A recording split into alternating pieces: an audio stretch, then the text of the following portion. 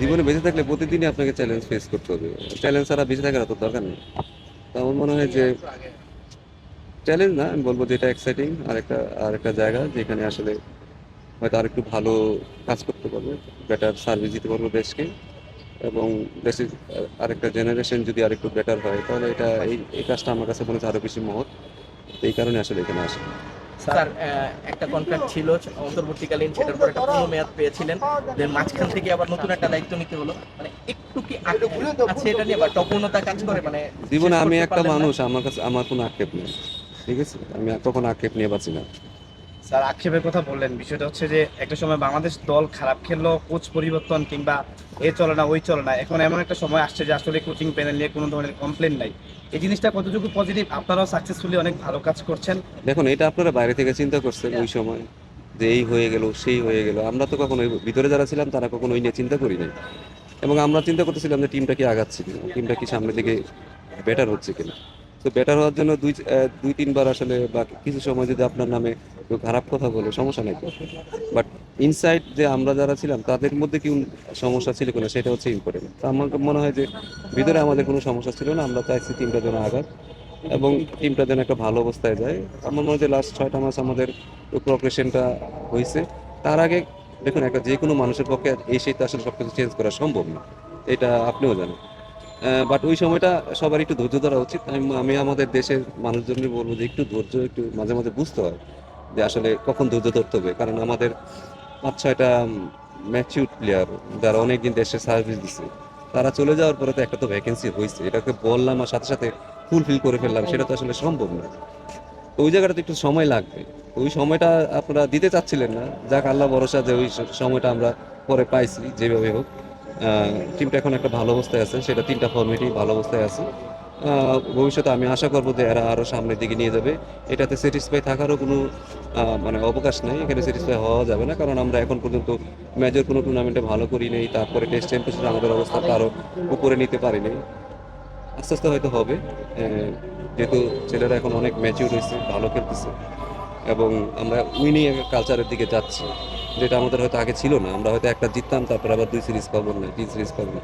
But এখন ছেলেরা day by day winning একটা কালচারের দিকে আসছে, একটা সময় এটা হ্যাবিটে পরিণত হয়ে যাবে। তখন আসলে আপনাদের এত চিন্তা করতে হবে না। দেশের জন্য আমরা না হারি, দেশের যতগুলো টেস্ট আছে সেটাতে আমরা যেন না হারি, এটাও আমাদের একটা ভালো লক্ষ্য হবে। যদি আমরা যে এখানে সবগুলো টেস্ট ম্যাচ জিততে পারি, এবং বাইরে যতগুলো সিরিজ আছে, যদিও টাফ সিরিজ, সাউথ আফ্রিকা বলেন, অস্ট্রেলিয়া বলেন, অনেক টাফ সিরিজ, সেখান থেকে যদি আমরা 2-একটা টেস্ট জিততে পারি, আমরা মনে হয় যে টপ 4-এ শেষ করতে পারবো। তাহলে এটা আমার মনে করতে মনে হয় যে এটা অনেক বড় অ্যাচিভমেন্ট হবে। স্যার সিলেট টেস্টের প্রথম ইনিংসে যখন লিটন ব্যাট করছিল, তখন আর কি আপনাদের নিজেদের মধ্যে কি কথা হচ্ছিল, বা আপনাদের পক্ষ থেকে কি মেসেজ ছিল লিটনের ইনিংসটা সম্পর্কে যদি একটু বলেন? দেখুন, এটা ওগুলা চলে গেছে, ওটা নিয়ে আমি এখন আর চিন্তা করতে চাই না। দিন শেষে আসলে সে রান করছে কিনা সেটাই হচ্ছে আসল, এবং টিমের চাহিদা অনুযায়ী সে খেলেছে। এবং দেখুন, এরা অনেক ম্যাচুর, তাদেরকে আসলে খুব বেশি শেখানোর কিছু নাই। এখন তারা এখন ম্যাচুর, এবং আমাদের যেই কালচারটা যেটা ছিল যে অনেক সময় আমরা স্কুল ফিডিং করে দিতাম, সেটা থেকে আসলে বের হওয়ার চেষ্টা করতেছি আর কি। ছেলেরাই যেন নিজের ডিসিশন মাঠের ভিতরে নিতে পারে। তো এটা যত বেশি ভালো হবে, তত ছেলেরা ম্যাচুর হবে, ছেলেরা তত ভালো ডিসিশন নেবে। প্রথম হয়তো 2-1 দিন ভুল হইতে পারে, বাট আস্তে আস্তে কিন্তু তারা একটা ভালো ডিসিশন নিতে পারবে। আমার মনে হয় যে জীবন যেটা খেলেছে তার নিজের ডিসিশনে খেলেছে, এবং সে সেটা ভালো খেলেছে, আমার মনে হয়। স্যার 3 ফর্মেটে আপনি যে বলেছেন ধারাবাহিকভাবে, এই 3 ফর্মেটের ভাই স্যার এখন জেলিংটা কেমন হচ্ছে দলের মধ্যে? আপনি একদমই তো কাছ থেকে দেখেন, ড্রেসিং রুমে দেখেন, অনুশীলনের সময় দেখেন, সবার মধ্যে কোচিং স্টাফের মধ্যে কেমিস্ট্রিটা, এখন প্লেয়ারদের কোচিং স্টাফে সবার মধ্যে এই জেলিংটা স্যার এখন একটু যদি বলবেন, এই ধারাবাহিকতা। যে লিঙ্ক তো আপনারা দেখতে পাচ্ছেন এখন, আগে তো দেখতে পারতেন না, এখন দেখতে পাচ্ছেন। আসলে হারার সময় আমাদের এত মানে আমাদের যে লিঙ্ক নষ্ট হয় না, আমরা চেষ্টা করি যে লিঙ্কগুলো আরো যেন কোনো ভালো হয়। পরিবেশ অনেক ভালো, ছেলেরা নিজেদের আন্ডারস্ট্যান্ডিং বেটার আছে, কমিউনিকেশন স্কিল বেটার আছে, যেটা আমাদের সবচেয়ে বড় সমস্যা, যে আসলে আমাদের ছেলেদের কমিউনিকেশন স্কিলটা আসলে অনেক বেটার ছিল না, এখন এটা বেটার হয়েছে। তারা তাদের ইমোশন বলেন, তাদের প্ল্যানিং বলেন, তারা সেটা এক্সপ্রেস করতে পারতেছে। তো এইগুলো হইলেই আস্তে আস্তে কিন্তু পরিবেশ আরো বেটার হয়ে যাবে। ব্যক্তিগত একটা প্রশ্ন করি স্যার, সামাজিক যোগাযোগ মাধ্যমে অনেক জায়গায় দেখছি যে আসলে আপনি আসলে এই সিরিজের পরে আর থাকছেন না, কিন্তু আপনার যে ছেলেরা ক্রিকেটার যারা যারা রয়েছেন তারা আপনাকে নিয়ে অনেক বেশি চিল মোডে রয়েছে। একটা ফ্যামিলি ভালো, একটা হেলদি ফ্যামিলি বলা চলে। আপনি আপনার মানে পরবর্তী স্টেপটা একটু জানান। আমি তো বাংলাদেশ কি কয় স্টেডিয়াম ছেড়ে চলে যাচ্ছি না। ওরা এখানে ক্রিকেট খেলবে, আমি এখানে থাকবো, কাছাকাছি থাকবো, বেশি দূরে যাচ্ছি না তো। আর এটা মিস মিস করারও তেমন কিছু না, হয়তো ড্রেসিং রুমের ভিতরটা মিস করতে হইতে পারে যে না ঠিক আছে ওই সময়গুলো অনেক ভালো ছিল, বাট এছাড়া কোচিং তো আমাকে করতেই হবে। দিন শেষে ওরা আমার কাছে আবার আসবে, তারা যেহেতু যেহেতু এখন টাইগার নাই সেটা আমার আন্ডারেই চলে আসবে।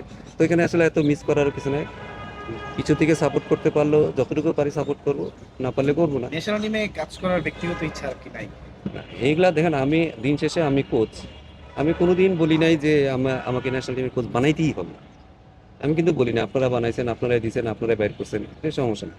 আর দিন শেষে আমি কোচ, আমি যেখানে কাজ করে মজা পাবো আমি সেই কাজটাই করবো। স্যার নাহিদ রানাকে প্রথম যেদিন দেখেছিলেন এবং পাকিস্তান সিরিজটা শেষ করার পর যতটুকু দেখলেন, ওকে যদি রেট করতে বলে নাহিদকে অ্যাজ এ কোচ হিসেবে কিভাবে রেট করবেন? ভালো করতেছে, আপাতত ভালো করতেছে, ভবিষ্যতে ভালো করার সুযোগ আছে।